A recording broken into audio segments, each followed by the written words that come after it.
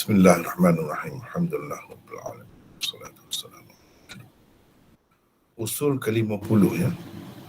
Hadis-hadis yang menyatakan semua wahyu diturunkan oleh Allah dalam bahasa Arab kepada sekalian Nabi. Kemudian Jibril menterjemahkannya ke dalam bahasa-bahasa lain. Atau Nabi masing-masing umat menyampaikannya ke dalam bahasa umat yang diutuskan mereka kepadanya. Tidak ada satu pun daripadanya sahih. Ia sama ada maudhu' atau dhaif sangat. Demikian juga dengan hadis-hadis yang menyatakan Allah dalam keadaan tertentu menurunkan wahyu dalam bahasa Arab. Dalam keadaan yang lain pula menurunkannya dalam bahasa Farsi. Ini semua tak ada yang sahih. Boleh dikatakan semuanya maudhu'.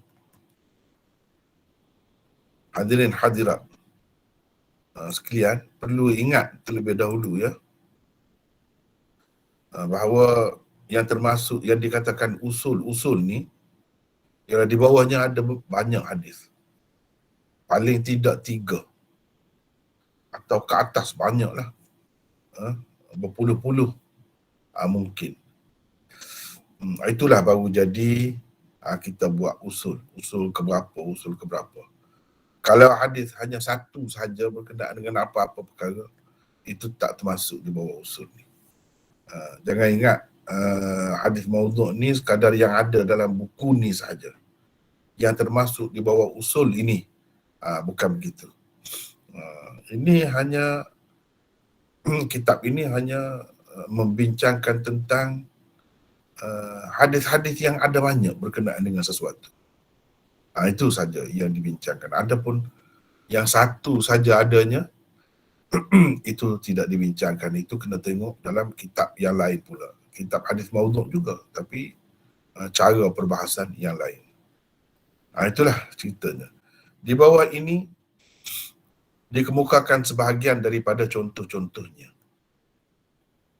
Contoh pertama, An Abi Hurairah qala Rasulullah sallallahu alaihi wasallam, walladhi nafsi biyadihi ma anzalallahu wahyan qattu ala nabiyyin bainahu wa bainahu illa bil arabiyyah thumma yakunu huwa ba'du yuballighuhu qaumahu bilisanihi.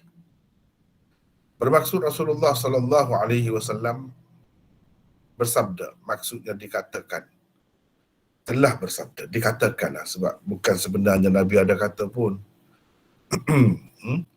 Dikatakan telah bersabda, demi Tuhan yang nyawaku berada di tangannya, tidak pernah sama sekali Allah menurunkan wahyu kepada seorang Nabi pun secara langsung daripadanya, melainkan dalam bahasa Arab. Mana semua wahyu yang turun kepada mana-mana Nabi pun secara langsungnya dalam bahasa Arab dulu. Bahasa Arab dahulu. Kemudian Nabi itu sendirilah yang menyampaikan wahyu tersebut kepada kaumnya dalam bahasa mereka. Ini semacam menterjemah lah. Jadi yang Allah sampaikan kepada semua Nabi lah, kira-kiranya berdasarkan hadis palsu ini dalam bahasa Arab dahulu. Lepas tu Nabi itulah yang menyampaikan kepada kaum dengan bahasa mereka. Ini contoh. Contoh kedua, An Ibn Abbas qala kana Jibril alaihi salam yuha ilaihi bil arabiyyah wa yanzilu huwa ila kulli nabiyyin bilisani qaumi. Bermaksud Ibnu Abbas meriwayatkan katanya diberi wahyu kepada Jibril alaihi salam dalam bahasa Arab. Dia pula membawanya turun kepada setiap orang Nabi dalam bahasa kaumnya. Ini semacam Jibril itu menterjemahkan. Bahkan ada riwayat yang sebutkan Jibril menterjemahkan kepada masing-masing Nabi itu mengikut bahasa kaumnya. Adapun Jibril itu sendiri mendapat wahyu, semua sekali lah wahyu dalam bahasa Arab dahulu. Ini hadis-hadis seperti ini kan, kalau kita tengok ni berkenaan dengan wahyu dalam bahasa Arab dahulu, lepas tu diterjemahkan oleh Nabi ke atau Jibril ke kepada Nabi itu dengan bahasa kaumnya, itu tak ada satu pun yang betul. Rujukan cuba kita tengok ni. Ni dalam kitab-kitab hadis. Dalam kitab-kitab hadis begitu banyak.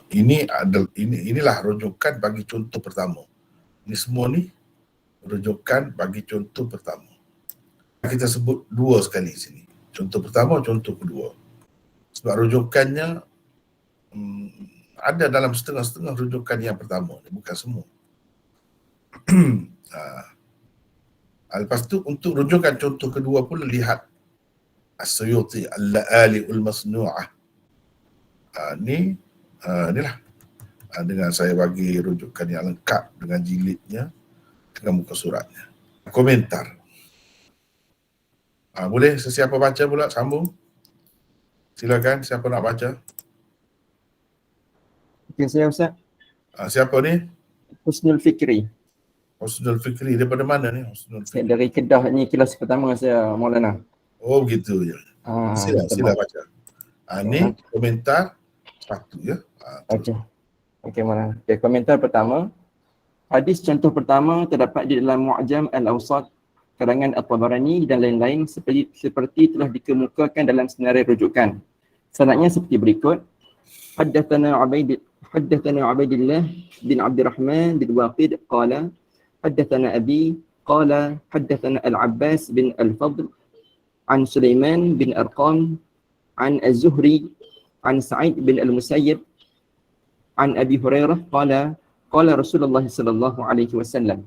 Ini contoh pertama. Ini sanadnya. Lepas tu hadis yang pertama tadilah. Ni hadis ni. Lepas tu walladhi nafsi biyadi ni, hadis inilah. Jadi sanadnya ni saya ambil contoh daripada Mu'jam Awsat. Jadi Mu'jam Awsat tu jilid berapa, muka surat berapa dah ada daripada rujukan ni, tengok sinilah. Jadi ini sanad dia. Mungkin sanad orang lain berbeza pula ya, tapi boleh dikatakan mesti adalah perawi-perawi utama dia tu. Macam di sini, kita tengok di sini, ni Al-Fadl, Al-Abbas bin Al-Fadl. Ini perawi utama yang jadi masalah yang menyebabkan hadis ini dihukum sebagai hadis maudhu'. Sulaiman bin Arqam. Sulaiman bin Arqam. Ini dua orang perawi ini yang bermasalah. Kita tengok lagi. Terus baca lagi. Okay, kedua, Ibnu Adi dan Ibnu Jauzi juga mengemukakan hadis itu di dalam kitab mereka masing-masing dengan sanad yang sama di bahagian atasnya. Kalau berbeza pun hanyalah di bahagian bawahnya sahaja. Berbeza pun bahagian bawah. Atas sanad inilah juga. Sanad apa nama ni, Tabarani ni juga. Tabarani pun di bawah ni dia lain dengan sanad orang lain. Di sini berbeza. Dua orang ni di atas Tabarani ini yang berbeza. Yang ni sama di atas. Sanad Ibnul Jauzi, Ibnu Adi sama. Bahagian atas. Kalau berbeza pun di bahagian bawah sahaja. Baik, kita nak tengok. Berbeza di bahagian bawah, misalnya dalam sanad Ibnu Adi. Cuba tengok nombor 3. Baca. Yang ketiga di bawah ini ialah sanad Ibnu Adi. Haddatsana Ibrahim bin Ali Al-Umari. Haddatsana Abdul Ghaffar. Baca qala. Sebelum haddatsana tu kena ada qala. Okey. Qala haddatsana Abdul Ghaffar bin Abdullah bin Az-Zubair. Qala haddatsana Al-Abbas bin Al-Fadl Al-Ansari an Sulaiman an Az-Zuhri an Sa'id bin Al-Musayyib an Abi Hurairah qala Rasulullah sallallahu alaihi wasallam. Jadi hadisnya hadis sama. Cuma dia berbeza di sini. Cuba kita perhatikan. Di sini yang berbezanya. Cuba kita tengok di sini. Dua perawi ni. Ini kalau sanad Ibnu Adi. Kalau sanad Ibnul Jauzi, dia banyak lagi. Dia banyak lagi. Sebab apa? Sebab dia orang kemudian lagi. Orang kemudian lagi. Jadi sanad itu lebih banyak lah. Walau bagaimanapun bahagian atas ni tetap sama. Bahagian atas ni tetap sama. Itu ada ni perawi ini Al-Abbas bin Al-Fadl. Al-Abbas bin Al-Fadl. Ini seorang dan seorang lagi Sulaiman. Sulaiman di sini dia tak sebut penuh. Sulaiman bin Arqam. Sulaiman bin Arqam. Inilah yang jadi masalah dalam sanad ini. Cuba baca lagi. Okey. Sekarang yang keempat. Ya. Keempat, Ibnu Jauzi di dalam Al-Mawdu'at di bawah bab zikru an jami' al-wahyi bil Arabiyyah telah mengemukakan anna jami' al-wahyi bil Arabiyyah. Anna jami' al-wahyi bil Arabiyyah telah mengemukakan hadis itu menerusi saluran riwayat Ibnu Adi juga. Berikut adalah sanad beliau selengkapnya. Qala mana?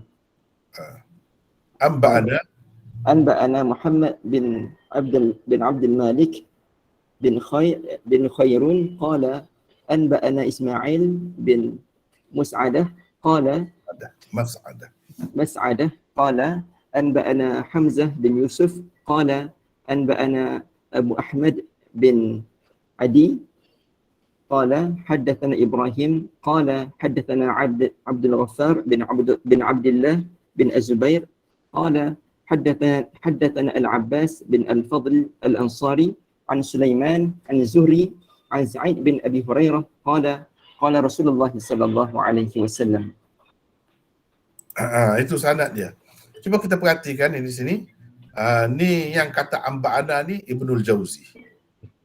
Dia sampai kepada di atas ni Ibnu Adi. Ni sanad Ibnu Adi yang kita baca tadi. Ni Ibnu Adi. Abu Ahmad Ibnu Adi. Maknanya ada beberapa orang di bawah Ibnu Adi. Tapi dia sampai kepada Ibnu Adi. Ibnu Adi dia sebut sini. Di sini masalahnya. Bahagian atas tu sanad yang sama. Cuma kalau berbeza pun di bahagian bawah. Di bahagian bawah. Jadi Al-Abbas bin Al-Fadl Al-Ansari, Sulaiman bin Arqam ada dalam semuanya. Dalam riwayat asal iaitu Al-Mu'jamul Awsat oleh At-Tabarani pun ada. Cuba tengok saya garis ni.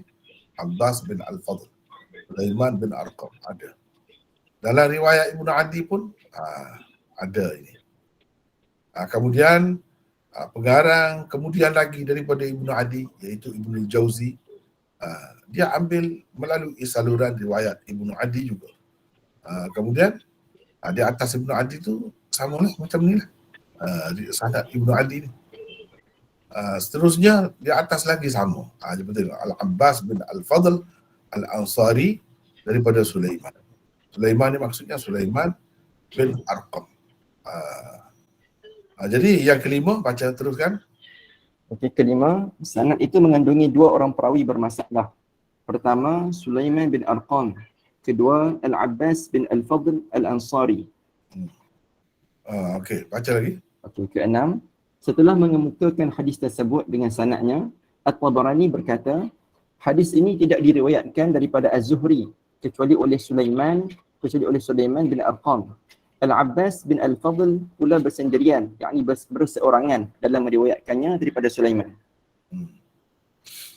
Okey, baca lagi. Okey, ketujuh, Ibnu Jauzi setelah mengemukakannya bersama sanadnya berkata, hadis ini tidak sahih. Sulaiman bin Arqam, kata Ahmad tentangnya, dia tidak ada apa pun, laisa bisyai'. Tidak boleh diriwayatkan hadis daripadanya. Kata Yahya, dia tidak ada apa-apa pun, laisa bisyai'. Tiada nilainya walaupun seduit. La yusawi fulusan. Falsan. Kata Uthman bin Ali, tidak thiqah. Kata An-Nasa'i, Abu Daud dan Ad-Daruqutni, dia perawi matruk. Ibnu Hibban pula berkata, dia yakni Sulaiman meriwayatkan hadis-hadis maudhu' daripada perawi-perawi thiqat. Abbas bin Al-Fadl pula berkata, Abbas bin Al-Fadl pula kata Yahya tentangnya, tiada nilai langsung hadisnya. An-Nasa'i pula berkata, dia matruk. Okey. Jadi di sini perawi matruk. Ni yang berat. Yang ada yang kata tidak thiqah, ada yang kata tak ada apa pun dia tu. Mana tak ada nilai langsung. Seduit pun tak ada nilai. Mana teruk tu. Ini istilah la yusawi falsan. Laisa bi syai' matruk. Yang paling teruk di sini ialah matruk tu. Baik, kalau kita tengok di sini, saya cuba nak. Baik, kita tengok di sini. Ini jilid pertama yang telah siap. Yang kita duduk baca sekarang ni, nota ni, usul yang ke-50 ni, sebenarnya dah termasuk dalam jilid yang kedua bagi buku ini. Baik, kita tengok sekarang ni, kita nak tengok matruk. Kita tengok di dalam buku saya ni. Cuba kita tengok sini. Kita cari matruk. Ini matruk. Matruk ni ada dua istilahnya. Satu matruk untuk hadis. Satu lagi matruk untuk perawi. Ini kena jelas. Tadi yang dikatakan matruk itu, perawi itu matruk. Bukan hadis itu matruk. Ada dua. Cuba tengok di sini. Ini matruk. Matruk. Ini hadis matruk. Kita tidak nak bincang ini. Tetapi oleh kerana ada kaitan juga, elok dibaca. Siapa tadi? Husnul Fikri. Husnul Fikr. Ya. Baca di sini. Okey, Apa itu bismillah. hadis matruk? Okey, hadis matruk ialah hadis yang hanya diriwayatkan oleh seorang perawi sedang dia tertuduh berdusta. Baik kedustaannya itu terhadap hadis atau lainnya. Atau dia tertuduh mengerjakan maksiat atau mempunyai kelalaian dan banyak sangat wahamnya, yakni kekeliruannya. Kebanyakan ulama hadis pula mentarifkannya begini. Satu hadis yang diriwayatkan oleh orang yang tertuduh berdusta serta tidak diketahui hadis itu melainkan menerusi riwayatnya sahaja. Cuba tengok. Hadis yang kita baca tadi ada ke tidak sifat-sifat ini? Ada. Sebab perawi dia ni seorang saja. Nanti kita akan tengok di setiap peringkat tu seorang saja. Itu orang panggil tafarrud perawi yang tertuduh berdusta. Ataupun ni dia. Dia tertuduh mengerjakan maksiat, mempunyai kelalaian dan banyak sangat wahamnya, kelirunya. Kemudian kita tengok ni matruk untuk perawi pula. Dikatakan juga matrukul hadis. Baca yang ni pula. Okey, matrukul hadis, perawi yang ditinggalkan atau tidak diterima hadisnya kerana ia langsung tidak bernilai. Hadis-hadisnya tidak boleh dijadikan syahid, apatah lagi untuk dijadikan hujah. Matruk adalah lafaz jarh yang berat. Perawi matruk adalah perawi yang teruk sangat ingatannya, banyak melakukan kesilapan selain sering terkeliru. Kebanyakan riwayat perawi matruk mengandungi keraguan. Hadisnya bukan sahaja tidak boleh dijadikan hujah, bahkan tidak boleh dijadikan dalil penyokong. Nak buat hujah tak boleh. Nak jadikan dalil penyokong pun tak boleh. Itu kedudukan perawi matruk. Dan hadisnya. Hadisnya pun tak boleh. Nak sokong hadis yang lain, tak boleh. Sebab apa? Dia hanya diriwayatkan oleh dia saja. Oleh perawi ni saja. Tak ada orang lain yang turut meriwayatkannya. Ini berkenaan dengan matruk. Kalau kita tengok, laisa bisyai misalnya. Laisa bisyai. Ini istilah yang kita tengok di sini. Di dalam yang sudah, sebab dalam yang sudah siap ni saya buat semua istilah-istilah tu. Itu laisa bisyai. Ni laisa bisyai. Satu lafaz jarh yang teruk. Jarh ini maknanya diskredit yang teruk lah. Perawi yang dikatakan begini hadisnya tidak boleh dijadikan hujah dan tidak boleh dijadikan penyokong. Begitu juga kita tengok la yusawi falsan. La yusawi falsan. Tak tepat, Maulana terpadam alif. Terpadam alif tu Ya. la yusaf. Ini. Dia kalau ya la yusawi falsan. Sekejap. Tak ada ni istilah ni. Mungkin tak ada ya. Tak apa, kita tengok. Dia sama saja. Laisa bi syai'. Tidak ada apapun. Bukan apa-apa pun. Langsung tidak bernilai. Itu maksud laisa bi syai'. La yusawi syai'an. La yusawi falsan. Di sini ada. Ini teruk belakang ni semua ni. Laisa bi syai', satu lafaz jar yang teruk. Ni tak boleh. La yusawi syai'an. Tiada langsung nilainya. Tidak bernilai langsung. Ini berkenaan dengan hadis atau perawi. La yusawi falsan. Sama artinya dengan la yusawi syai'an. Dikatakan kepada hadis atau perawi yang terlalu lemah.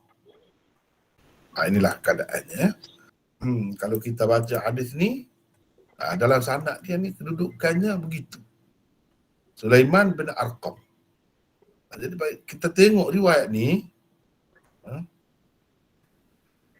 ni tak ada orang lain yang meriwayatkan daripada Zuhri kecuali dia, Sulaiman. Dia saja. Ni cuba tengok ni. Sulaiman bin Arqam daripada Zuhri, tak ada orang lain yang meriwayatkan daripada Zuhri kecuali dia sahaja. Jadi makna teruk sangat. Teruk sangat. Baiklah.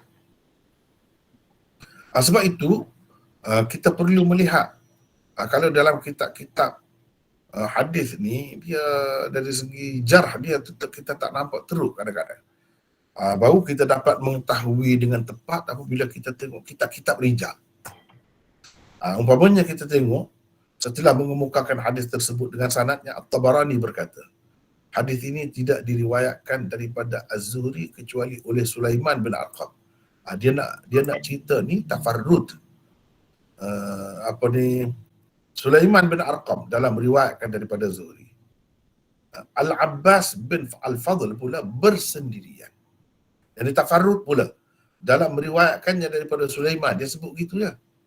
Dia tak sebut kedudukan Sulaiman ni siapa. Apa kedudukannya. Abbas bin Fadl ni siapa.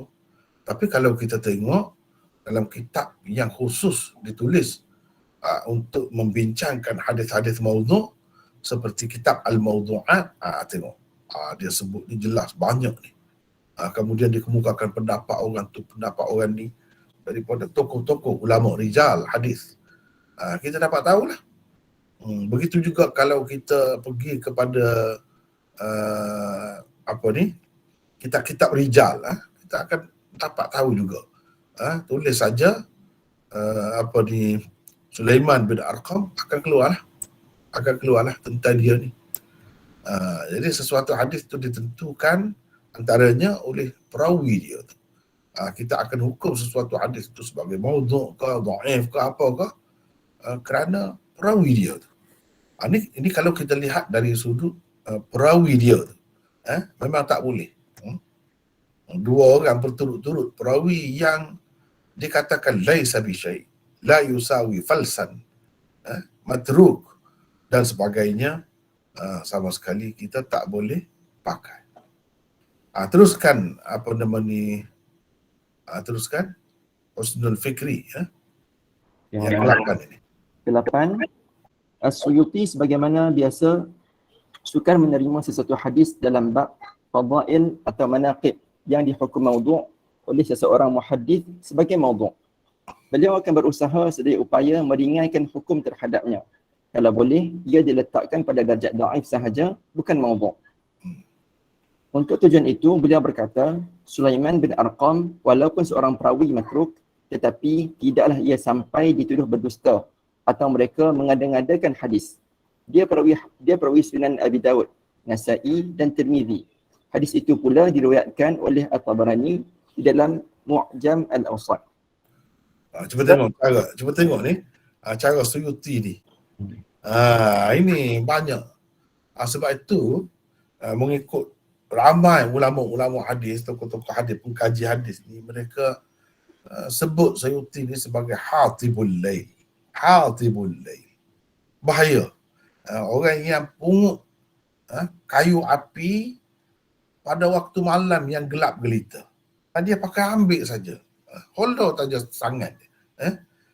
Sehingga kadang-kadang ada kala jengking, ada ular apa pun yang membahayakan, tak sedar dah. Ini pandangan ulama. Dia termasuk dalam ulama yang sangat mutasahil. Sangat ringan lah. Jadi hadis yang maudhu' banyak yang maudhu' tu jadi dhaif je bila dia takwil. Begitu. Kita nampak begitu. Dia akan berusaha sedaya upaya meringankan hukum terhadapnya. Kalau boleh ia diletakkan pada darjat dhaif sahaja, bukan maudhu'. Walaupun dia seorang tokoh juga, semua akui, tetapi ini salah satu sifat dia atau kerja dia yang tidak disenangi oleh ramai ulama-ulama hadis. Itu antara banyak perkara dia meringan-ringankan. Nanti saya akan tunjuk. Lepas tu dia kemukakan. Terus baca terus. Ni. Selain itu, ini kata dia semua ni. Selain itu, terdapat pula syahidnya. Ibnu Mardawih di dalam tafsirnya berkata, Haddatsana Muhammad bin Ahmad bin Al-Hasan At-Taqafi. Haddatsana Abu Yahya qala haddatsana Abu Yahya Abdurrahman bin Muhammad bin Salb qala haddatsana Abu Bakr bin Ayyash an Al-Kalbi an Abi Salih an Ibnu Abbas qala kana Jibril alaihi salam yuha ilaihi bil Arabiyyah wa yanzilu huwa ila kulli nabiyyin bilisani qaumih. Menurut As-Suyuti, hadis yang dikemukakan oleh penulis sebagai contoh kedua di atas boleh dijadikan syahid bagi hadis contoh pertama. Padahal beliau memang tahu sesuatu hadis maudhu' tidak boleh dijadikan syahid bagi hadis maudhu' yang lain. Walaupun begitu, beliau tetap mengemukakannya sebagai syahid juga. Siap dengan sanadnya, meskipun sanad itu maudhu' menurut beliau sendiri. Sungguh pelik. Di dalam Al-Itqan, beliau sendiri menulis bahawa riwayat-riwayat tafsir daripada Ibnu Abbas yang paling lemah dan paling tidak boleh dipakai ialah yang diriwayatkan daripada Al-Kalbi, daripada Abi Salih, daripada Ibnu Abbas. Agaknya beliau terlupa kepada kenyataannya di dalam Al-Itqan itu. Muhammad bin As-Sa'ib Al-Kalbi sendiri telah mengaku di hadapan Sufyan Al-Thawri bahawa semua hadis yang diriwayatkannya daripada Abu Salih, daripada Ibnu Abbas adalah dusta.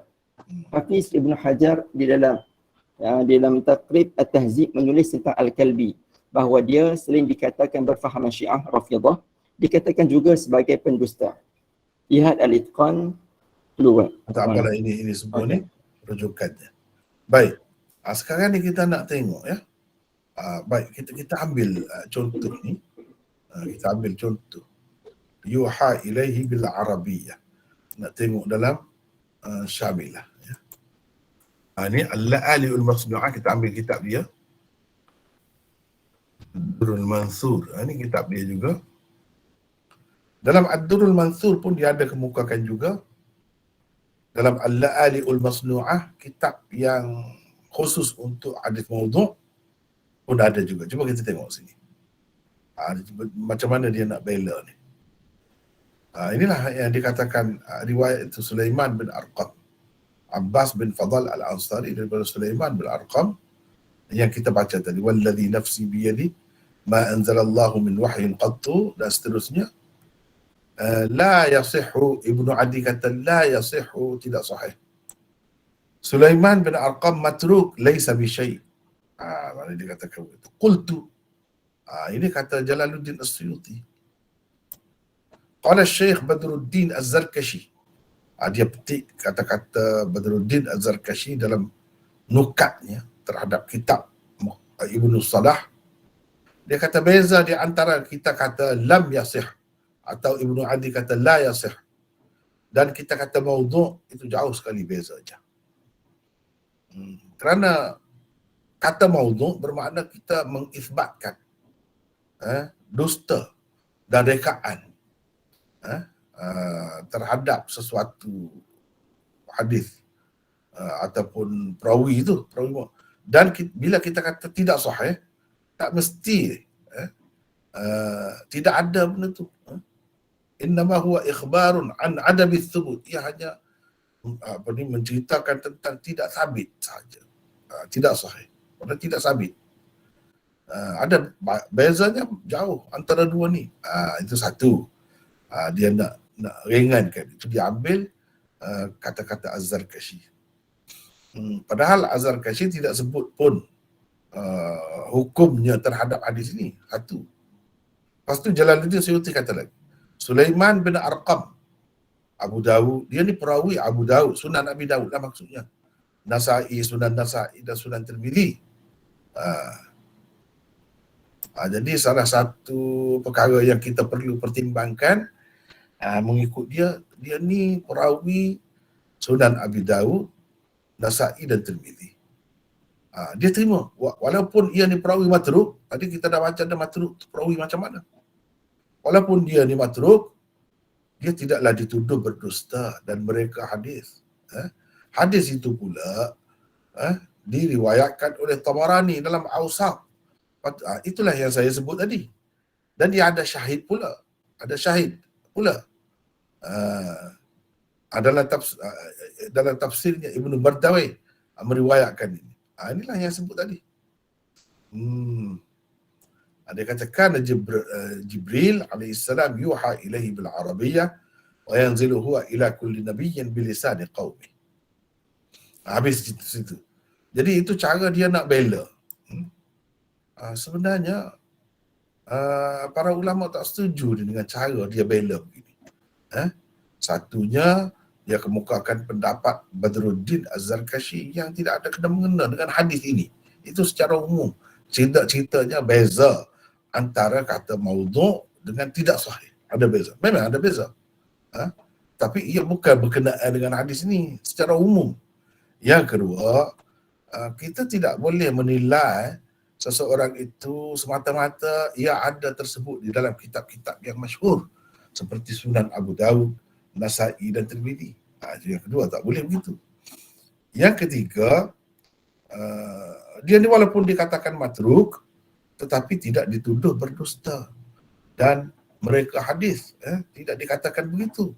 Itu yang ketiga. Tidak tepat kata begitu sebab kita dah baca berapa ramai yang kata dia reka hadis. Dia reka hadis. Kemudian yang keempat, dia kata hadis itu ada dikemukakan oleh At-Tabarani. Jawapannya tidak semestinya hadis yang ada di dalam kitab At-Tabarani, Al-Mu'jam Al-Awsat itu tak mesti sahih. Tak mestinya hadis yang ada dalam kitab itu tidak maudhu'. Tak boleh kita kata begitu. Tak kena begitu. Itulah sebabnya, cuba kita tengok di sini. Itulah sebabnya dia Imam Suyuti ni bila dia buat yang kelimanya dia kata ada syahid hadis ini. Hadis ini ada syahid. Walahu syahidun. Ada syahid. Syahid ni kita dah tahu kan? Syahid. Tahu ke tidak tu? Saya takut tak ingat pula syahid itu apa. Kena tahu syahid itu. Syahid ini begini. Kita tengok di sinilah sebenarnya. Saya tengok dalam buku saya ni. Cuba tengok di sini. Syahid. Syahid. Ini syahid. Apa itu syahid? Ini syahid mengikut istilah ilmu hadis, bukan syahid dalam istilah undang-undang rekod Islam apa dah. Ini dalam istilah hadis. Syahid ialah hadis yang diriwayatkan oleh sahabat menyerupai riwayat sahabat yang lain pada lafaz dan maknanya atau pada maknanya sahaja. Itu syahid. Cuba kita perhatikan di sini riwayat Ibnu Mardawai ini daripada Ibnu Abbas. Sedangkan riwayat tadi daripada Abu Hurairah. Jadi apa yang terkandung dalam hadis Abu Hurairah ni sama maknanya dengan apa yang terkandung dalam hadis Ibnu Abbas. Jadi Ibnu Abbas ni sahabat juga, Abu Hurairah pun sahabat juga.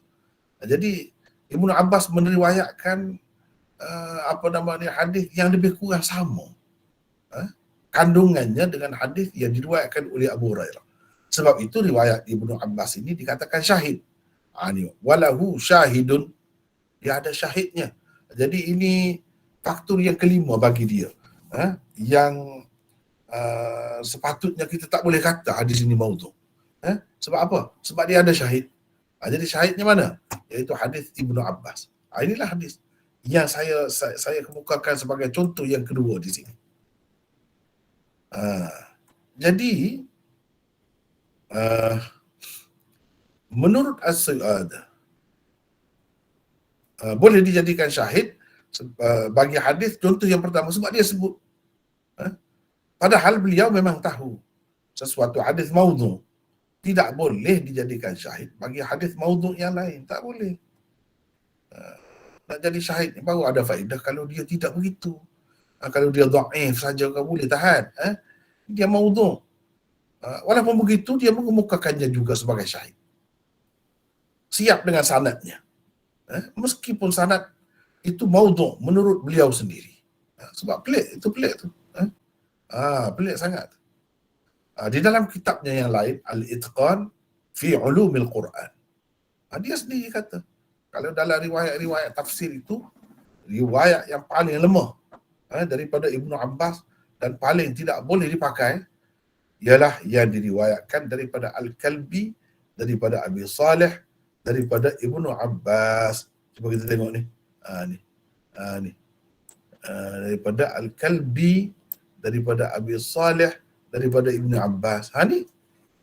Inilah sanad daripada Ibnu Abbas yang paling tak berguna, paling teruk, dan dikatakan sanad maudhu'. Inilah sanad yang mengisyaratkan kepada hadis maudhu'. Kemudian perawi di bawahnya lagi kalau nak ambil kira lah, tapi tak perlu dah. Itu saja pun sudah cukup dah. Kalau nak ambil kira lagi perawi di bawah dia lagi, perawi dhaif. Tapi tak perlulah disebut yang itu. Cukup yang ini saja. Cuba kita tengok di sini. Jadi dia terlupa ke apa yang dia sebut dalam Itqan itu. Wallahu a'lam. Kenapa dia sebut begitu? Sebabnya cuba tengok. Mana tadi Husnul Fikri. Husnul Fikri. Sila baca. Bismillah. Muhammad bin As-Sa'ib Al-Kalbi sendiri telah mengaku di hadapan Sufyan Al-Thawri bahawa semua hadis yang diriwayatkannya daripada Abi Saleh, daripada Ibnu Abbas adalah dusta. Jadi ini dusta. Dia sendiri yang mengaku. Mana dusta, mana hadis maudhu'. Bagaimana kita boleh nak jadikan syahid kepada hadis yang lain? Tak boleh, tak sepatutnya begitu. Jadi perbuatan dia, cara dia buat begitu, mengelirukan. Mengelirukan. Orang yang berilmu tak apalah, dia tahulah dia boleh tapis. Tapi orang yang tidak berilmu, dia buat mari hujah dia tu sampai 5 alasan dia tadi. Zahirnya nampak, ini tokoh ni. Dia bagi 5 faktor. Kenapa kita tidak boleh maudhu'kan hadis itu? Sedangkan tak boleh. Dia dah sebut dah, ulama-ulama dah sebut dah. Ini sebagai contoh. Ni yang ke-9. Baca Husnul Fikri. Ke-9, Syekh Abdul Rahman bin Yahya Al-Muallimi Al-Yamani adalah pentahqiq kitab Al-Fawaid Al-Majmu'ah karangan Asy-Syaukani. Beliau dalam taklidnya terhadap kitab itu mengemukakan bantahan As-Suyuti terhadap Ibnu Jauzi dalam menilai hadis contoh pertama. Setelah mengemukakan sanadnya, beliau menulis, setelah mengemukakan semuanya, beliau menulis, saya berpendapat Sulaiman, yakni perawi Saqit, gugur, iaitu perawi yang tidak boleh diterima riwayatnya kerana ia tertuduh berdusta. Abu Daud cerita sakit ni apa makna?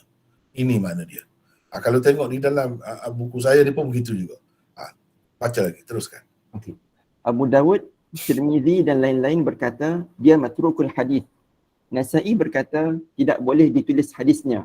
Jarh para ulama terhadapnya banyak, tetapi saya hanya menyebutkan kata-kata para pengarang kitab hadis yang mengambil hadis-hadisnya sahaja, supaya diketahui bahawa dengan mengambil hadis riwayat seseorang dan memasukkannya ke dalam kitab tidak menafikan sifat matruknya itu.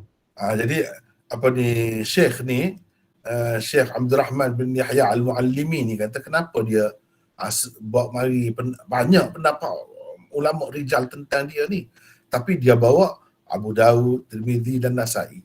Sebab Asyuti kata ini ada dalam kitab sunan mereka ni. Jadi kira-kiranya baguslah keadaan dia tu.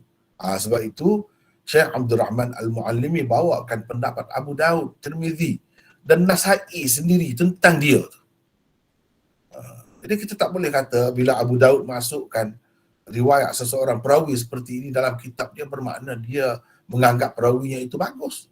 Kita tak boleh kata begitu. Itu tak kena caranya. Begitu juga Tirmizi, begitu juga Nasai. Nasai kata tidak boleh ditulis hadisnya. Lepas tu dia tulis juga, dia masuk dalam kitab dia tu macam mana. Faham sendirilah. Orang tu macam mana. Jadi kita nak menilai sahih riwayat orang seperti itu. Itu dia kata sebab itu saya masukkan, saya sebut yang ni saja. Jadi bila seseorang pengarang kitab hadis tu masukkan riwayat perawi matruk seperti ini, itu bukan bermakna menafikan dia bersifat dengan sifat matruk. Dia tetap matruk. Mana dia matruk? Baca lagi. Okay. Perawi matruk jika tidak berdusta dengan sengaja, tetap berkemungkinan besar berlaku dusta kepadanya secara terkeliru, waham. Dan apabila telah ada hujah tentang kekarutan matan, teks sesuatu hadis, ia sudah pun boleh dihukum maudhu'. Terutamanya apabila terdapat tafarrud, ketersendirian perawi yang cukup meragukan pada sanadnya. Seperti tafarrudnya tersendirinya Sulaiman dalam meriwayatkannya daripada Az-Zuhri, daripada Ibnu Al-Musayyab, daripada Abi Hurairah. Lebih-lebih lagi apabila perawi yang meriwayatkan hadis itu daripada Sulaiman juga merupakan seorang perawi yang sangat bermasalah. Abbas bin Al-Fadl Al-Ansari adalah perawi punah, talif menurut Imam Ahmad. Ahmad bahkan telah menyebut satu hadis yang diriwayatkan olehnya lalu berkata itu adalah hadis dusta. Cuba tengok. Imam Ahmad hukum hadis yang diriwayatkan oleh orang ni sebagai dusta. Kenapa dia kata dusta? Sebab perawi lah. Cuba tengok. Lepas tu Ibnu Ma'in berkata tentangnya, dia tidak thiqah. Dia meriwayatkan hadis maudhu'. Cuba tengok. Ni sifat dia ni. Abbas bin Al-Fadl itu pula. Jadi dua orang betul-betul perawi yang sangat-sangat bermasalah. Macam mana?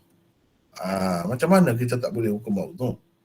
Sedangkan Syekh Abdul Rahman bin Yahya Al-Muallimi mengatakan kalau kita tengok hadis tu, matan dia saja, tak payah tengok sanad, matan dia saja punya teruk yang bercanggah dengan Al-Quran, dengan hadis, itu pun sudah boleh kita hukum dah sesuatu hadis itu sebagai maudhu'. Tiba-tiba Suyuti ni nak takwil sampai begitu. Baca lagi. Ini kena faham ya. Kita bincang ni bincang ilmiah. Kadang-kadang nampak macam kritik, mungkin kadang-kadang nampak tersalah keras. Tetapi itu biasa dalam bab ilmu ni, kena terima benda tu. Kena tahu orang ni macam mana, cara dia orang ni macam mana, ulama ni termasuk dalam mutasahil ke, termasuk dalam mutasyaddid ke, termasuk dalam mu'tadil ke, macam mana, kita kena tahu. Inilah bukti bahawa Jalaluddin Asyuti ni seorang ulama hadis yang mutasahil. Ini contohnya. Salah satu bukti. Jadi banyak perkara yang lain-lain juga, dia begitulah sikap dia. Dengan sebab itu kita tak boleh jadikan dia sebagai sandaran sangat dalam banyak perkara. Abu Zur'ah pula berkata tentangnya, dia perawi tidak benar. Syahid bagi hadis itu yang dikemukakan oleh Asyuti pula diriwayatkan daripada Al-Kalbi, daripada Abi Salih, daripada Ibni Abbas. Sanad ini sudah cukup membuktikan maudhu'nya. Al-Kalbi seorang pendusta besar. Gurunya pula seorang yang punah. Telah terbukti berdasarkan riwayat yang sahih bahawa Al-Kalbi berkata, Abi Salih berkata kepadaku, semua yang aku sampaikan kepadamu sebagai hadis itu dusta.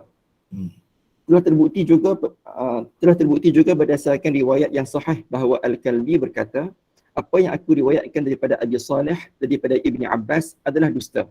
Janganlah kamu meriwayatkannya. Dia sendiri yang cakap.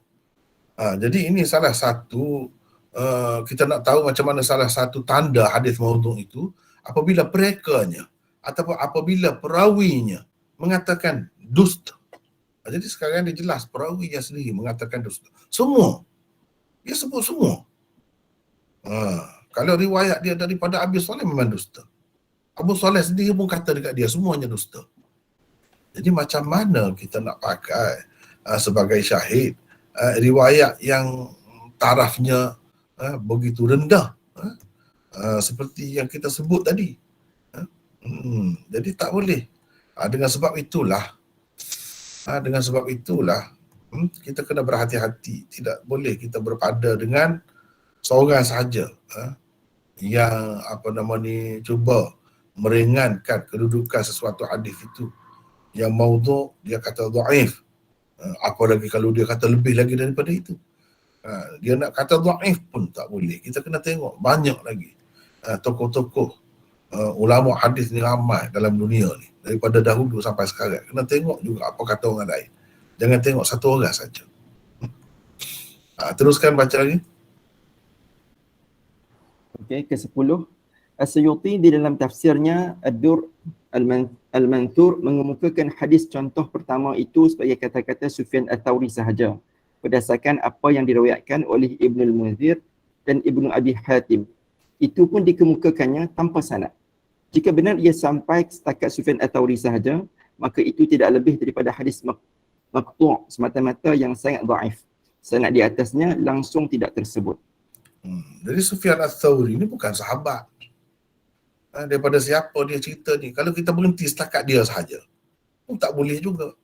Baca lagi. Tidak mungkin pula tokoh seperti Sufyan Ats-Tsauri memandai-mandai berkata tentang perkara ghaib yang hanya dapat diketahui melalui Nabi SAW.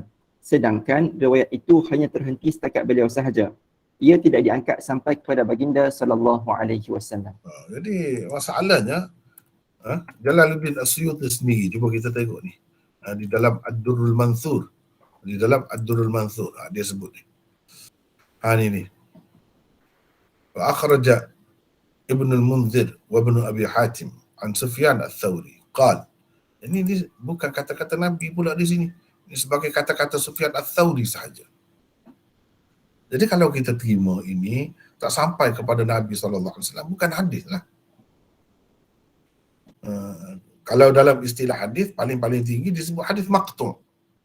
Hadis maqtu' ni dhaif. Kemudian Sufyan Ats-Tsauri seorang tokoh yang bagus, yang baik, semua terima dia sebagai seorang yang beramanah. Tetapi tidak mungkin dia akan cerita benda yang seperti ini. Allah wahyu tidak turun melainkan dengan bahasa Arab. Kemudian setiap orang Nabi itu menterjemahkannya untuk kaumnya dengan bahasa mereka. Dia tahu macam mana benda ni. Sufyan Ats-Tsauri tidak dapat wahyu. Dia tahu macam mana. Dia kena tahu benda ni daripada Nabi juga. Mana sanad dia. Dia kena tahu daripada Nabi juga. Tak mungkin dia boleh kata. Ini bukan termasuk dalam perkara yang boleh difikir dengan akal. Jadi kalau kita nak katakan ini hanya kata-kata Sufyan Ats-Tsauri saja, itu tak boleh dijadikan hujah. Sebab tidak sahih. Baca lagi. Bismillah. Ke-11. Sanad hadis contoh kedua telah sama-sama kita lihat pada poin ke-8 sebelum ini. Ia diriwayatkan daripada Al-Kalbi, daripada Abi Saleh, daripada Ibni Abbas. Satu sanad yang semua hadisnya dihukum maudhu' oleh para ulama hadis. Okey, ke-12. Hadis contoh pertama dan kedua juga terbukti maudhu' apabila anda menilainya menggunakan ilmu dirayat hadis. Sebabnya ialah percanggahan dan pertentangannya dengan Al-Quran dan hadis-hadis yang sahih. Jadi kalau kita nilai dari sudut, tak payah tengok sanad. Tak payah tengok sanad. Bercanggah ke tidak dengan Quran dan hadis. Cumanya masalahnya kalau orang tak belajar, di situlah pulanya dia tak tahulah dalam Quran apa ceritanya. Dalam hadis ada ke tidak, hadis sahih ada ke tidak, macam ni. Bercanggah ke tidak, itu cerita lain lah. Tapi kepada orang yang tahu tentang Quran, tentang hadis-hadis sahih, mudah saja dia menolak hadis-hadis seperti ini. Teruskan. 13. Kedua hadis yang dikemukakan sebagai contoh pertama dan kedua di atas jelas bercanggah dengan firman Allah Subhanahu wa taala berikut. A'udzu billahi minasyaitonir rajim. Wa ma arsalna mir rasulin illa bilisani qaumihi liyubayyana lahum. Yudhillullahu man yasha' wa yahdi man yasha' wa huwal azizul hakim. Bermaksud, dan kami tidak mengutuskan seorang pun rasul melainkan dengan bahasa kaumnya, supaya ia dapat memberi penjelasan dengan terang kepada mereka. Maka Allah menyesatkan sesiapa yang dikehendakinya menurut undang-undang peraturannya, juga memberi hidayah petunjuk kepada sesiapa yang dikehendakinya menurut undang-undang peraturannya. Dan dialah jua yang maha kuasa lagi maha bijaksana. Surah Ibrahim ayat nombor 4. Baca lagi. 14. Ia juga bercanggah dengan hadis yang diriwayatkan oleh Ahmad di dalam musnadnya daripada Abi Dzar daripada Nabi SAW. Baginda bersabda, lam yab'athillahu nabiyyan illa bilughati qaumih. Bermaksud, Allah tidak mengutus seorang pun nabi melainkan dengan bahasa kaumnya. Hadis riwayat Ahmad. Habis di situ ya. Jadi hadis-hadis yang ini menolak semua tadi. Jadi kita kena terima Allah nak sampaikan wahyu kepada mana-mana Nabi sesuai dengan bahasa kaum dia. Begitu. Bukan dengan bahasa Arab dulu semuanya. Kemudian diterjemahkan. Bukan begitu. Dengan arti kita kena terima semua Nabi ni walaupun yang bukan Arab pun tahu bahasa Arab juga. Tahu bahasa Arab. Walaupun sebelum ada wujudnya bahasa Arab lagi. Kita kena terima semuanya faham bahasa Arab. Jadi begitulah. Sedangkan itu tak betul. Bercanggah dengan Quran dan bercanggah dengan hadis yang sahih. Kemudian contoh ketiga. Contoh ketiga ni saya nak orang lain lah pula baca ya. Boleh orang lain? Kalau tak ada saya boleh baca. Siapa ni? Ridwan Ahmad tadi. Ridwan dah baca ke tadi? Baca dah Bukhari tadi lah. Kalau boleh orang lain. Ridwan Ahmad rehat dulu. Nanti Saya baca. Siapa ni? Syahizat. Syahizat Sulaiman daripada mana? Daripada Shah Alam. Shah Alam. Silakan. Contoh ketiga. Contoh ketiga. An Abi Umamah qala Rasulullah sallallahu alaihi wasallam inna Allah idza wadiba anzala al-wahya bil arabiyyah wa idza radiya anzala al-wahya bil farisiyah. Bermaksud Rasulullah sallallahu alaihi wasallam bersabda, sesungguhnya Allah apabila marah menurunkan wahyu dengan bahasa Arab. Apabila redha pula dia menurunkan wahyu dengan bahasa Farsi. Ini rujukannya. Baik, kita tengok komentar. Baca. Komentar nombor 1, Ibnu Adi telah mengemukakan hadis itu dengan sanad seperti berikut. Qala haddatsana Imran bin Musa wa Ahmad bin Hafsin qala haddatsana Musa bin Sindi qala haddatsana Abdurrahman al-Harrani wa huwa Uthman bin Abdurrahman at-Taraifi qala haddatsana Umar bin Musa bin Wajih anil Qasim an Abi Amamah qala Rasulullah sallallahu alaihi wasallam. Ini sanadnya. Lepas tu hadisnya hadis tadilah. Ini sanadnya mengikut Ibnu Adi. Ibnu Adi ni pengarang kitab Ad-Du'afa. Kitab Ad-Du'afa wal Matrukin. Al-Kamil fi Du'afa'ir Rijal. Itu. Al-Kamil fi Du'afa'ir Rijal. Ini sanad ni. Ini hadisnya. Hadis palsu lah. Ini sanadnya. Hadis kitab itu mengumpulkan hadis-hadis maudhu', berbicara tentang hadis maudhu'. Walaupun begitu pengarangnya cukup bertanggungjawab, di mana bila dia nak kemukakan sesuatu hadis maudhu' pun dia kemukakan sanad juga. Cuba tengok ni, daripada sanad tu kita boleh kesan lah, boleh tengok lah, dan dia buat komentar lah terhadap sanad itu. Itu yang menarik. Jadi kitab Al-Kamil ini fi Du'afa'ir Rijal ini salah satu kitab rujukan lah dalam bab hadis maudhu. Dalam bab hadis maudhu. Baca terus. Setelah mengemukakannya, beliau hanya berkata, ia terlalu mungkar. Jadi Ibnu Adi kata ia terlalu mungkar, begitu saja. Nampak? Berat dah tu, terlalu mungkar tu berat dah tu. Maksudnya terlalu dhaif lah.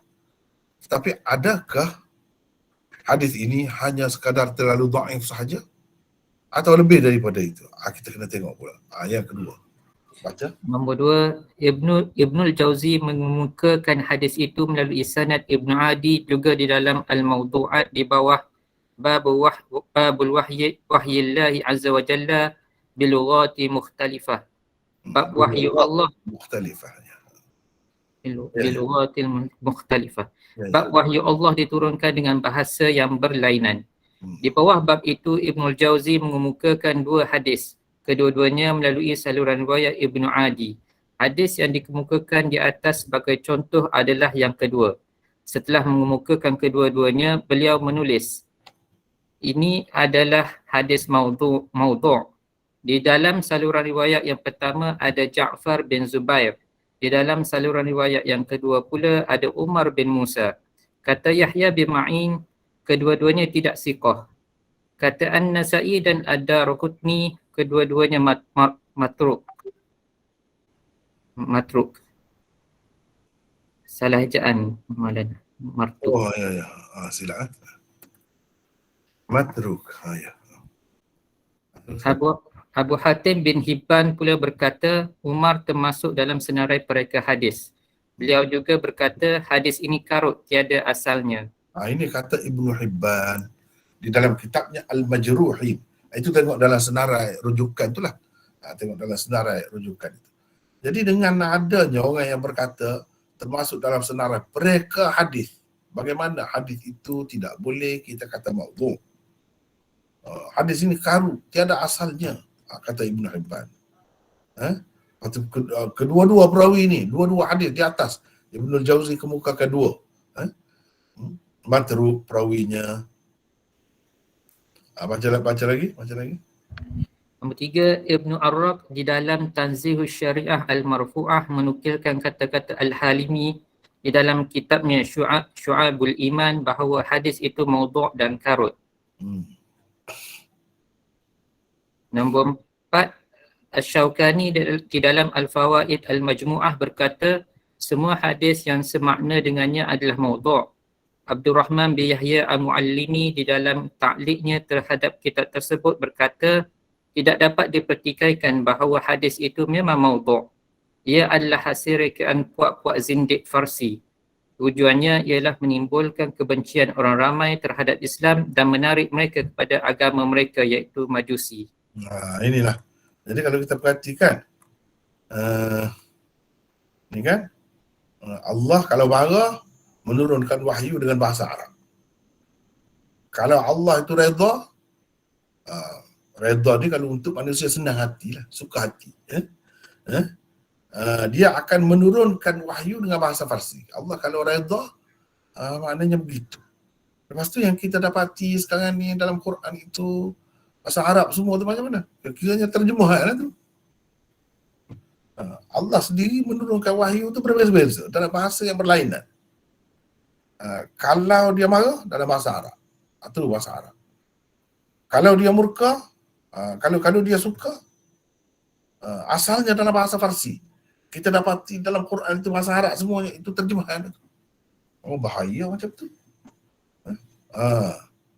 Ini yang kita tengok di sini. Kalau kita tengok di dalam kitab-kitab lain lagi, umpamanya ini sebagai contoh lah saya nak tunjuk di sini. Kita ambil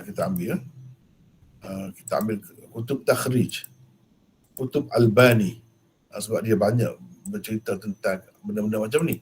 Ilal dan Mawdu'at, kitab Jarh dan Ta'dil. Kita ambil lagi Tarajim, Tabaqat, Ammah. Cuba kita tengok. Ada lagi beberapa yang lain lagi. Ini kekarutan lah. Kalau kita bertemu dengan hadis-hadis macam ni, bahawa wahyu tu diturunkan Allah dengan bahasa Arab, kalau dia murka, kalau dia redha pula diturunkan dalam bahasa Farsi, tak ada satu. Semuanya maudhu. Semuanya maudhu. Atau disebut dengan ibarat yang lain. Misalnya kita akan lihat di sini, cuba tengok ni. Ini sama ni. Umar bin Musa Al-Wajih. Ini dalam kitab Zakhiratul Huffaz. Itu sama. Ni cuba tengok ni. Hadis sebelum ni. Allah Subhanahu Wa Taala bila dia mewahyukan sesuatu perkara yang ada unsur kelembutan di dalamnya, dia akan mewahyukan dengan bahasa Farsi. Kalau dia mewahyukan perkara yang ada kedahsyatan di dalamnya, dia akan wahyukan dengan bahasa Arab. Ini semua karut semua. Yang kita sebut tadi, yang ni. Yang kita ambil tu yang ni. Bila Allah murka, dia akan turunkan wahyu dengan bahasa Arab. Jadi yang baik tu selalunya digunakan bahasa Farsi. Kalau yang ada kelembutan, kehalusan, itu digunakan bahasa Farsi. Ini jelas menunjukkan ketaksuban orang-orang Farsi, nak menghina agama Islam, menghina bahasa Arab. Ini banyaklah yang dalam ni. Tazkiratul Mawdu'at misalnya. Ni. Apabila Allah redha, dia akan turunkan wahyu dalam bahasa Arab. Ini sebalik yang tadi pula. Apabila dia murka, dia akan menurunkan wahyu dalam bahasa Farsi. Ini batil, tiada asalnya. Apa nama ni? Ibnul Jauzi itu seorang tokoh besar. Imam Zahabi yang terkenal sebagai tokoh ulama rijal itu pun 2 kitab Ibnul Jauzi dia jadikan sebagai asas untuk kajiannya. Satu talkhis al-mawdu'at, itu kitab asal Ibnul Jauzi. Imam Zahabi talkhis, ringkaskan, ambil pati kitab al-mawdu'at. Misalnya hadis idza ghadiba anzala al-wahya bil arabiyyah wa idza radiya anzalahu bil farisiyah. Ini daripada kitab mawdu'at juga. Kemudian dia ada lagi yang lain, ringkasan kepada kitab al-mawdu'at. Dia semua ni karut semua. Sama juga di sini ada dikatakan diriwayatkan daripada Mughirah bin Syu'bah. Ini dalam kitab Tanzihus Syari'ah al-Marfu'ah. Ini secara marfu', dikatakan secara marfu'. Maknanya dikaitkan dengan Nabi SAW lah. Iaitu Allah bila nak menurunkan rahmat ke atas sesuatu qaum, dia akan turunkannya bersama Mikail, membawa dengan bahasa Farsi. Apabila dia nak melepaskan bala, menurunkan bala kepada sesuatu kaum, dia akan hantarkan Jibril bersama bala itu dengan menggunakan bahasa Arab. Ini disebutkan oleh Al-Halimi dalam Syu'abul Iman. Dan dia sebut lagi, ada hadis Abi Umamah yang kita sebut tadilah. Itu hadis Abi Umamah. Kedua-duanya maudhu', lagi batil, karu. Jadi jelas semua ni tak boleh pakai. Tak boleh pakai. Baca lagi. Siapa tadi? Nombor 5. Adalah jelas bahawa semua wahyu yang diturunkan kepada Nabi Muhammad SAW adalah dalam bahasa Arab. Tidak satu ayat pun daripadanya diturunkan dalam bahasa lain, termasuk bahasa Farsi. Hakikat ini disebut dengan terang oleh Allah pada beberapa firman-Nya di dalam Al-Quran. Lihat sebagai contohnya 3 ayat di bawah ini. Inna anzalnahu Qur'anan Arabiyyan la'allakum ta'qilun. Bermaksud, sesungguhnya kami menurunkan kitab itu sebagai Quran yang dibaca dengan bahasa Arab supaya kamu menggunakan akal untuk memahaminya. Surah Yusuf ayat 2. Qur'anan Arabiyyan ghayra dhi 'iwajin la'allahum yattaqun. Bermaksud iaitu Al-Quran yang berbahasa Arab yang tidak mengandungi sebarang keterangan yang terpesong supaya mereka bertakwa. Surah Az-Zumar ayat 28. Kitabun fussilat ayatuhu Qur'anan Arabiyyan liqaumin ya'lamun. Bermaksud sebuah kitab yang dijelaskan ayat-ayatnya satu persatu, iaitu Al-Quran yang diturunkan dalam bahasa Arab bagi faedah orang-orang yang mengambil tahu dan memahami kandungannya. Surah Al-Fussilat ayat 3. Jadi berdasarkan, kalau kita tengok di sini, bercanggah semua riwayat tadi dengan Al-Quran.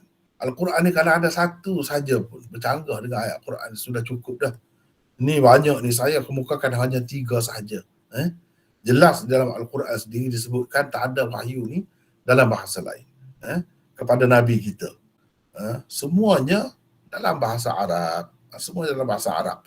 Sama ada kita nak kata wahyu jali atau wahyu khafi. Wahyu jali mengikut istilah ulama Quran ni lah. Atau wahyu khafi hadis.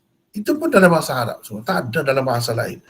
Dalam keadaan mana, dalam keadaan bagaimana sekalipun, tak ada. Semuanya dalam bahasa Arab. Terutamanya Quran. Jelas disebutkan di sini. Kalau ada dalam bahasa lain, tentulah yang kita dapati dalam hadis itu bahasa lain. Bahasa yang digunakan tu, ayat yang digunakan itu. Bukan perkataan ini asalnya, asal usulnya daripada bahasa Farsi, daripada bahasa itu lain cerita, itu lain. Itu ada. Seperti kita telah bincang dah sebelum ni. Tapi sebagai satu ayat yang lengkap dalam bahasa lain selain daripada bahasa Arab, itu tidak ada. Itu tidak ada. Teruskan. Nombor 6, percanggahan dengan sekian banyak ayat-ayat Al-Quran itu sahaja pun sudah cukup untuk membuktikan kepalsuan hadis-hadis seperti ini. Jadi habis itu, itulah cerita tentang usul ke 50, iaitu hadis-hadis yang menyatakan semua wahyu diturunkan oleh Allah dalam bahasa Arab kepada sekian Nabi, semua Nabi dalam bahasa Arab semua. Walaupun Nabi itu bukan orang Arab pun, bahasa Arab pun masa tu tak tahu di mana. Nama Nabi itu pun bukan bahasa Arab. Buktinya dalam Quran, nama-nama itu digunakan sebagai ismul ladzi la yansarif. Ismul ladzi la yansarif, illat yang menegahnya daripada tanwin ada 2. Salah satunya alamiyah, nama orang. Yang keduanya ujmah, bukan bahasa Arab. Kalau nama dia pun bukan bahasa Arab, macam mana dia bercakap bahasa Arab? Apalagi semua wahyu, tak kira lah yang datang kepada Nabi Ibrahim, datang kepada Nabi Nuh, yang disebutkan dalam Al-Quran kami wahyukan kepada orang tua orang ni, itu semuanya dalam bahasa Arab dahulu. Kemudian sama ada Jibril menterjemahkannya ke dalam bahasa-bahasa lain, atau Nabi masing-masing umat menyampaikannya ke dalam bahasa umat yang diutuskan mereka kepadanya. Kalau kita bertemu hadis yang seperti ingat, tak ada satu pun sahih. Semuanya maudhu'. Semuanya maudhu'. Kalau ada yang menilai ia dhaif sangat, hanyalah penilaian itu dari sudut sanadnya, mungkin dari sudut sanadnya. Tetapi hakikatnya tidak. Semuanya maudhu'. Begitu juga dengan hadis-hadis yang menyatakan Allah dalam keadaan-keadaan tertentu, ketika nak mewahyukan benda yang macam-macam mana, dia guna bahasa Arab. Dalam keadaan yang lain pula dia guna bahasa Farsi. Antara Arab dan Farsi, antara dua tu secara khusus begitu, itu pun tak betul. Tak ada satu pun yang sahih. Jadi semuanya maudhu', semuanya maudhu'. Jadi itulah perbincangan kita pada hari ini. Bolehkah? Bolehkah? Atau ada apa-apa yang tak puas hati lagi? Nak tanya? Alhamdulillah. Alhamdulillah. Boleh faham? Boleh ya? Boleh. Jadi saya cadangkanlah Kalau nak faham istilah-istilah ni, ni macam ni.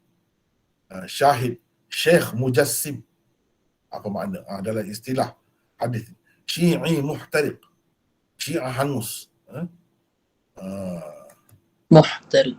Muhtariq. Dikatakan kepada Syiah pelampau. Riwayatnya tidak boleh diterima. Ini pun inilah yang kita baca sekarang ni lanjutan kepada yang ni yang sudah siap dah untuk jilid 1 dalam 780 muka surat juga ni. 99 usul dirayah jilid 1. Dalam ni saya bagi dah istilah-istilah tu, apa syuzuz, apa ta'dil dan sebagainya, dah ada dah di sini. Jadi sila lihat di sinilah, insya-Allah tak lama saya diberitahu tak lama lagi akan siap lah, insya-Allah. Jadi sangat membantulah untuk kita nak memahami khususnya kitab ini. Dan kalau kita baca kitab-kitab lain tentang hadis-hadis maudhu', perlu sangat, sebab istilah-istilah ini sangat menarik dan perlu sangat diketahui. Kalau tidak, kita mungkin terkeliru ya. Itulah sekadar tu dulu untuk tangan ya. Ada tak kemungkinan yang ni yang berkaitan dengan hadis tentang kelas kita yang sebelah situ hari ni lah. Ya, Okay, soalannya, ada tak kemungkinan untuk lafaz laisa bisyai' itu membawa maksud no problem? Sebab saya rasa ada, maksudnya perawi tu dia tak ada sebarang masalah besar. Oh, tak ada. Tak ada. Lagi. Okay. Kenapa ada perawi yang mengaku berdusta macam Abu Salih dengan Al-Kalbi tadi? Entahlah, mungkin dia insaf. Banyak sebab itu, mungkin macam-macam lah. Mungkin juga dia ditekan oleh sesiapa. Jadi kemungkinan itu macam-macam. Itu tak tahulah orang ni apa sebab, tapi pengakuan seseorang perawi itu ada. Ada juga yang tak mengaku sampai sudah. Tak mengaku. Jadi kalau yang mengaku macam ni kan kita senang. Sebab itulah ulama kata riwayat ini dengan sanad ni memang tak guna. Tak terpakai semuanya. Semuanya dusta. Sebab apa? Sebab ni perawi dia sendiri yang mengatakan begitu. Adakah hadis maqtu' tu hadis dhaif jiddan ataupun khafi, ataupun ada kemungkinan salah satunya, dua-duanya kan? Dia kalau setakat maqtu' tu saja, kalau sanad di bawahnya sahih, akan dikatakan sahih juga. Tetapi dikatakan dhaif tu, boleh dikatakan dhaif, dia ambil kiranya di atas daripada dia tu. Yang mahdzuf, yang tak ada disebut itu. Di situ dia putus di situ. Di bawah mungkin tak putus. Dan kalau kita tengok di peringkat bawah ini, tak putus dan perawi-perawinya bagus-bagus, kita akan kata hadis maqtu' ini sahih. Boleh kata. Tetapi nak kaitkan dia dengan Nabi SAW, di situ terletak kedhaifannya. Dan dhaif itu dhaif sangat sebenarnya kalau mengambil kira bahagian atas. Terutamanya kepada orang-orang seperti Sufyan Ats-Tsauri yang bukan sahabat. Bukan tabi'in pun. Bahkan ia termasuk dalam tabi'in seperti Imam Malik. Kalau Imam Abu Hanifah tu tabi'in juga. Walaupun tabi'in pun ada kemungkinan dia meriwayatkan daripada tabi'in seumpamanya. Siapa tabi'in itu? Selagi tidak dijelaskan, tidak diketahui siapa tabi'in itu, maka hadis itu tergantung sebagai hadis dhaif dahulu. Paling tidak. Kemudian kita kena tengok pula, Sufyan Ats-Tsauri itu dia seorang tokoh ulama besar, imam ahli sunnah. Mana boleh dia bercakap benda ni yang tidak dapat dipikir oleh akal? Apa ni suatu perkara yang bukan termasuk dalam ruang lingkup akal, tidak dapat dicangkau oleh akal. Mala majala lirra'yi fihi. Mala majala lirra'yi fihi. Bukan benda kita boleh fikir, bukan ma'qulul makna, ghairu ma'qulil makna. Selain daripada itu dia bercerita tentang perkara lain, dia tidak boleh. Kalau berhenti setakat dia akan jadi dhaif ikut mana-mana pun. Dan dhaif itu dhaif sangat kalau kita tengok dari sudut itu. Begitulah. Apalagi kita dah tahu perkara yang lebih kurang sama tu dah disebut dalam riwayat lain yang dikaitkan dengan Rasulullah. Jelas itu maudhu'. Memang maudhu'. Yang Sufyan Ats-Tsauri itu pun maudhu'. Ada orang yang tidak bertanggungjawab terkaitkan dengan dia. Dengan begitu jadi tercemar nama dia. Tapi bagi kita yang faham ajaran Islam dan kita kenal tokoh-tokoh Islam yang ternama tu macam mana, kita tak akan terima itu sebagai kata-katanya. Tak mungkin itu. Jadi termasuk dalam maudhu' juga. Maulana, Saya nak tanya Maulana. Ya, siapa tu? Maulana Saya boleh ada saya buat- tanya? Ya, silakan. Wan Ruslan, silakan. Ya, saya nak tanya sikit Maulana, boleh tak? Silakan. Saya minta maaf dulu Maulana, saya terpaksa tanya soalan luar pada perbincangan. Boleh tak? Sebaik-baiknya berkenaan dengan yang kita belajar lah, sebaik-baiknya. Pasal saya rasa kita- tak ada tempat saya nak tanya ni, sebab tu saya tanya Maulana ni. Tak apa, boleh insyaAllah. Satu isu yang timbul baru ni seminggu lepas ni lah. Ada seorang penceramah yang beritahu ada wali gaib yang dikatakan ada kuasa kawal alam semesta ni. Ajaran apa Maulana tu? Macam mana Ada tu? wali gaib, ada wali gaib Wali. Ya. yang dikatakan ada kuasa kawal alam semesta. Ya. Itulah saya nak tanya ajaran apa tu Maulana? Oh, karut tu bukan Islam macam tu. Dalam golongan yang mendakwa Islam sebenarnya ada macam tu Syiah Ismailiyah. Fahaman macam ni banyak Syiah Ismailiyah. Syiah Ismailiyah ni dia lebih teruk lagi daripada Syiah yang ada di Iran sekarang. Syiah Imam 12 tu. Lebih teruk lagi. Ini bukan ajaran Islam. Tak ada dalam Islam begitu. Jelas bercanggah dengan Quran, dengan sunnah Nabi, jelas. Dan itu boleh membawa kepada syirik. Saya hanya dapat begini saya dapat nombor ni kan. Hari ni ada 80 peserta kita. Sedangkan saya tengok mula-mula kan 100 lebih. Itulah benar. Apabila kita belajar begini betul-betul mencabar sebenarnya. Mencabar kita tu sejauh mana dari segi beradab tu. Kadang-kadang bila tak nampak kan, kita mudah-mudah lah nak tak ikut serta dalam kelas tadi. Takut-takut kita termasuk dalam yang ketiga tadi tu. Kita teruk tu kalau macam tu. Termasuk dalam yang ketiga. Kita bermudah-mudah tinggal saja. Sedangkan kita sudah daftar dah, kita kata. Mudah-mudah sebab guru dah nampak. Jangan begitu. Kita semua sudah tua-tua dah kata, sudah berumur semua. Sepatutnya tidak berlaku begitulah kalau betul-betul nak dapat keberkatan, nak dapat ilmu. InsyaAllah kita boleh jaga sepatutnya. Wallahu alam, saya tak tahulah kalau yang yalah kita ni cara belajar kita ni memang dasarnya saling memahami. Kita faham sebab apa masing-masingnya bukan semuanya pelajar-pelajar, bukan semuanya belasan tahun, macam-macam latar belakang dia. Kita fahamlah mana-mana yang munasabah tu okeylah, tak jadi masalah. Tetapi kadang-kadang bermudah-mudah tak boleh. Itulah yang Imam Bukhari nak tekankan sebenarnya dalam tajuk tadi, tapi kita tak baca dalam perbincangan tajuk dia tu. Tak apalah, insyaAllah boleh tengok sebab masing-masing ada nota tu kan. Nota tu ada. Saya nak tanya status hadis satu hadis solat tasbih. Dua Solat soalan apa? tadi. Solat Solat apa? tasbih. Solat Solat tasbih. Ya. Dua soalan. Solat tasbih. Solat tasbih itu khilaf ulama ya. Ada yang tak mahu terima solat tasbih itu. Sebab katanya walaupun hadis dia tu kalau diterima pun kaifiat sembahyang itu bercanggah dengan kaifiat biasa. Itu alasan mereka. Ada setengah-setengah jadi pertikai tidak sahih lah macam-macam lah. Tapi setengah-setengah ulama terima. Atas dasar bagi mereka hadis itu tidak dhaif dan tahapnya hasan, tarafnya hasan. Jadi boleh kita guna.